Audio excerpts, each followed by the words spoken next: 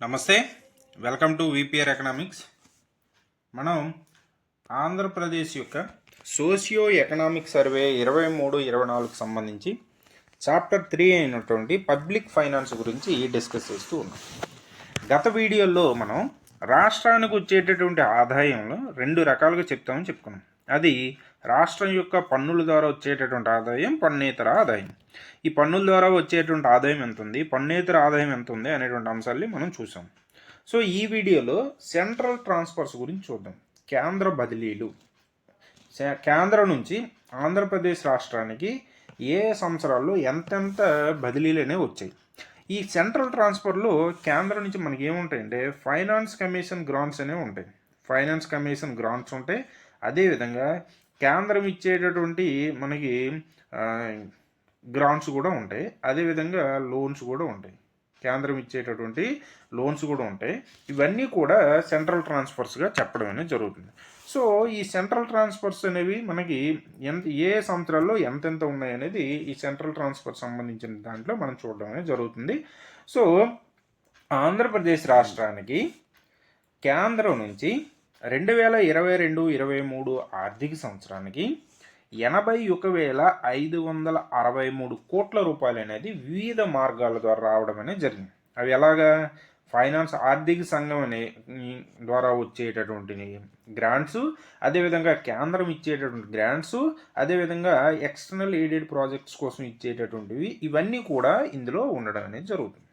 అలా ఆంధ్రప్రదేశ్ రాష్ట్రానికి కేంద్రం నుంచి 2023-24 ఆర్థిక సంవత్సరానికి 84,221 కోట్ల రూపాయలు అనేది రావడం అనేది జరిగింది. 84,251 కోట్ల రూపాయలు అనేది వచ్చాయి. ఎప్పుడు?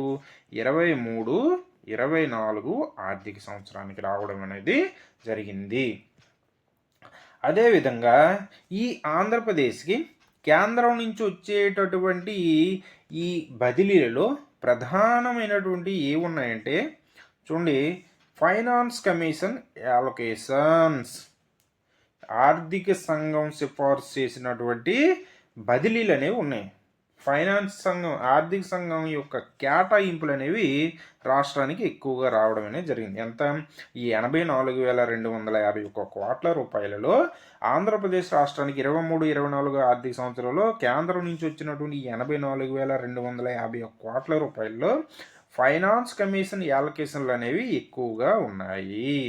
ఆ ఫైనాన్స్ కమిషన్ యాలకేషన్లు అనేవి 2022-23 ఆర్థిక సంవత్సరంలో 51,351 కోట్ల రూపాయలు ఉంటే 23-24 ఆర్థిక సంవత్సరాలు అయితే 55,352 కోట్ల రూపాయలు అనేవి ఆంధ్రప్రదేశ్ రాష్ట్రానికి ఈ ఫైనాన్స్ కమిషన్ ట్రాన్స్ఫర్స్ రావడం అనేది జరిగింది. అలాగే మనకి ఇవన్నీ కూడా సెంట్రల్ నుంచి కేంద్రం నుంచి ఆంధ్రప్రదేశ్ రాష్ట్రానికి వచ్చినటువంటి ట్రాన్స్ఫర్స్ అన్నీ కూడా ఏ సంవత్సరాల్లో ఎంతెంత ఏ మార్గాల ద్వారా, ఫైనాన్స్ కమిషన్ ద్వారా ఎంత వచ్చాయి, అదేవిధంగా లోన్స్ ద్వారా ఎంత వచ్చాయి, అదేవిధంగా ఈఏపీ ఎక్స్టర్నల్ ఎయిడెడ్ ప్రాజెక్ట్స్ ద్వారా ఎంత వచ్చాయి అనేది మనకి కింద చార్ట్లో వివరించడం అనేది జరిగింది. సో ఆ చార్ట్ అనేది మనం ఒకసారి చూద్దాం. ఈ చార్ట్ అనేది మీరు ఖచ్చితంగా ఫుల్ స్క్రీన్ పెట్టుకొని చూడండి. ఫుల్ స్క్రీన్ పెట్టుకొని చూస్తేనే మీకు కొద్దిగా ఇంట్రెస్ట్గా ఉంటుంది. లేదనుకుంటే అక్షరాలు అనేవి చిన్నగా కనపడతాయి. చూడండి, ఆంధ్రప్రదేశ్ రాష్ట్రానికి కేంద్రం నుంచి వచ్చినటువంటి బదిలీలు నిధులు అనేవి వివిధ మార్గాల ద్వారా రావడం అనేది జరిగింది. వివిధ సంవత్సరాల్లో వివిధ మార్గాల ద్వారా వచ్చాయి.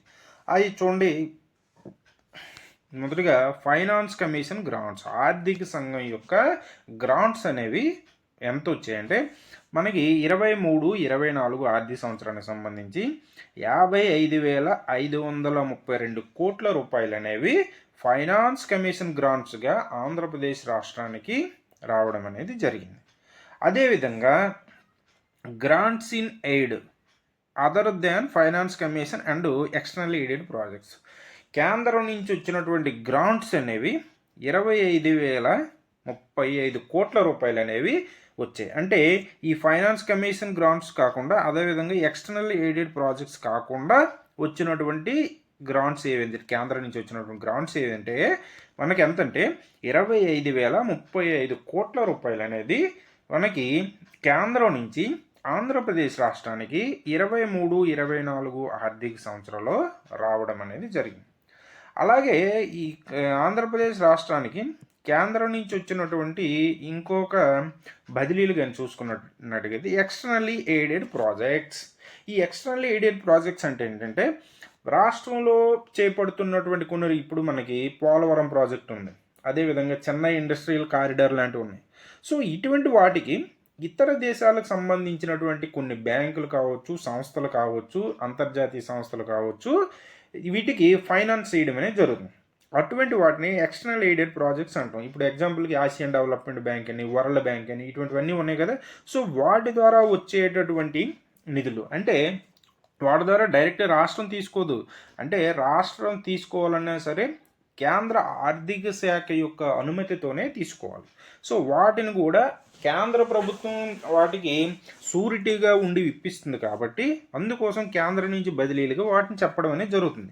అలా ఆంధ్రప్రదేశ్ రాష్ట్రానికి 23-24 ఆర్థిక సంవత్సరానికి 5,011 కోట్ల రూపాయలు అనేవి రాష్ట్ర ప్రభుత్వానికి కేంద్రం నుంచి ఎక్స్టర్నల్లీ ఎయిడెడ్ ప్రాజెక్ట్స్ కోసం వచ్చాయి. అలాగే 21-22 ఆర్థిక సంవత్సరానికి అయితే 4,896 కోట్లు వచ్చాయి. అదేవిధంగా 22-23 ఆర్థిక సంవత్సరానికి అయితే 8,432 కోట్ల రూపాయలు రావడం అనేది జరిగింది. అంటే ఎక్స్టర్నల్లీ ఎయిడెడ్ ప్రాజెక్ట్స్ కోసం వచ్చేటటువంటి నిధులు అనేవి తగ్గినట్టుగా కనబడుతుంది. రాష్ట్రానికి కేంద్రం నుంచి వచ్చేటువంటి ఎక్స్టర్నల్ ఎయిడెడ్ ప్రాజెక్ట్స్ కోసం వచ్చినటువంటి నిధులు అనేవి తగ్గినట్టుగా కనబడుతుంది. మిగతావన్నీ కూడా పెరిగినాయి. చూడండి, grants in finance commission grants కూడా గత ఆర్థిక సంవత్సరంతో పోల్చుకుంటూ పెరిగాయి.